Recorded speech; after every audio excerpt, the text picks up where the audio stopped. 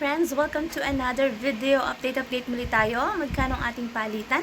Real to peso. Para sa mga kababayan natin dyan na nag-aabang at nagtatanong kung magkano ang ating update exchange rate. Siyempre mga friends, through STC pa rin po ito. Magkakaiba po ang palitan ng bawat bangko. Pero konti lang naman ang difference doon. At least magkakaroon kayo ng idea kung magkano ang ating update exchange rate ngayong araw ng Miyerkules, August 14, 2024.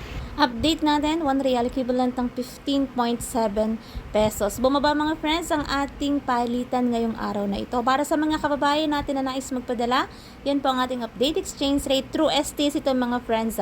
STC Pay to Bank Account. And syempre pag nagpapadala ng pera sa Pilipinas, may binabayaran na transfer fee at meron din po yung VAT. Ang lahi ko pa rin paalala para sa bawat isa sa atin na matuto tayong mag-ipon, magtipid at matutong mag-invest. Batid natin mga friends na napakahirap ng buhay sa ibang bansa, pero syempre nagtitiis at nagtsatsaga pa rin tayo. Kaya wag din natin kalimutan na mag-ipon tayo para sa ating sarili, para sa ating kinabukasan. Napakasarap umuwi sa Pilipinas mga friends na meron kang ipon. Yung ipon na yan magagamit ng pang negosyo pag nais mo nang magnegosyo sa Pilipinas, kasi batid naman natin na napakataas ng bilihin ngayon sa panahon na to.